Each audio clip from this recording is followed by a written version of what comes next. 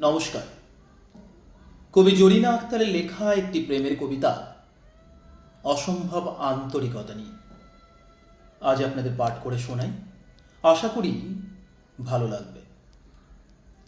তোমার প্রতীক্ষার প্রতিচ্ছবি হয়ে শেলফ থেকে ঝুলে আছে কয়েকটি বই। টিপয়ে পড়ে আছে শুকনো ফুলের পাপড়ি। কার্পেটে ধুলো জমে আছে। টেবিলে আধখোলা পুরনো পত্রিকা।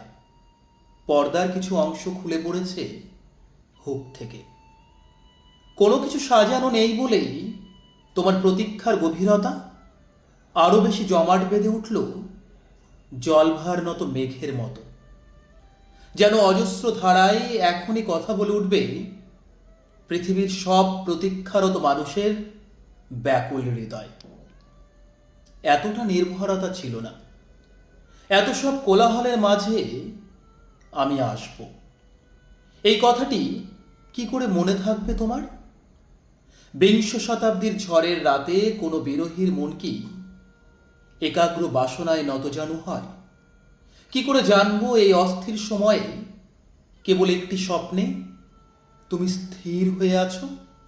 এই পারমাণবিক বিশ্বে বাতাস কি প্রবাহিত হয় ফুলের সুগন্ধ নিয়ে?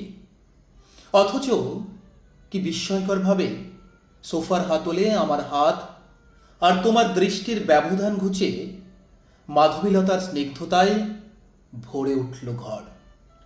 প্রতীক্ষার প্রহর কাটিয়ে তুমি যখন তাকালে আমার দিকে অসম্ভব আন্তরিকতা নিয়ে।